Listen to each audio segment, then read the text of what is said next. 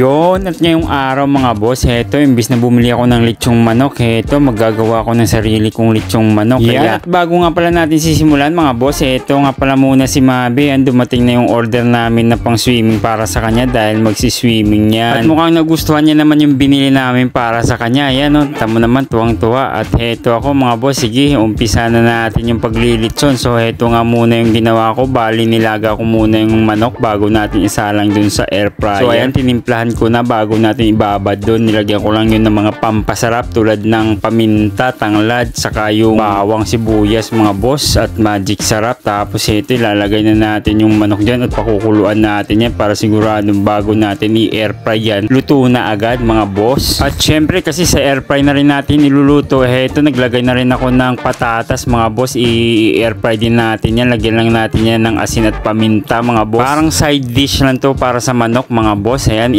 isasama natin yan mamaya sa pag-i-air fry. At habang hinihintay natin kumulo yung manok mga boss, yung nilaga nating manok, ito magtitimpla na nga pala ako ng pang-marinate sa kanya. So ito naglagay lang ako dyan ng oyster sauce, paminta, magic sarap at saka syempre yung toyo. At meron niyang konting asukal para medyo manamis-namis. Ibababad natin dyan yung manok. Mga 30 minutes nga lang ibababad pero mas matagal, mas masarap mga boss. Kaya ito na yung manok, babalik ta rin na natin yan.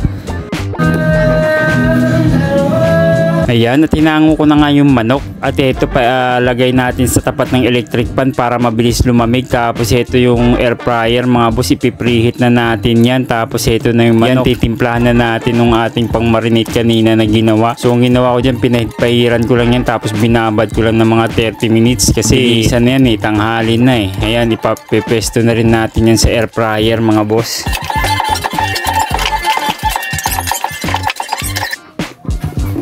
Yun, at all set na mga boss. Ito, isiset ko nga lang yung timer niyan sa 25 minutes saka 185 degrees Celsius mga boss yung init. So ito na At after nga ng ilang minutes, ito binalikan ko 12 minutes pa lang pala. So medyo matagal-pagal pa yung hihintayin. Kaya ito, pumunta muna ako sa kwarto para tingnan si Mabi kung ano yung ginagawa. So ito, nanonood siya sa cellphone na naman. Pero okay lang yan kasi paminsan-minsan lang naman at nakokontrol naman sa kanya yung cellphone. Yun, at maya-maya pa konti, syempre binalikan ko na ulit yung niluluto natin. Kaya ito, pagbalik ko 1 minute na lang. Kaya sabi ko pwede na siguro yan. Kaya tinanggal ko na yung manok natin dyan. Kaya para ma-check na rin kung ano yung itsura. Kaya ito, legit na legit. Ang sarap ng itsura mga boss. Saka yung patatas, napakalambot. Ang sarap. Kaya hindi ko na pinatagal mga boss. Syempre, ito yung favorite part, yung tikiman. Kaya ito, ginupit-gupit ko na. Matikman na natin at mahusgan na natin yung lasa niyan mga boss. So ito, unang first bite. Syempre, ako yung unang titikim dyan. Mga boss, ang sarap ng lasa.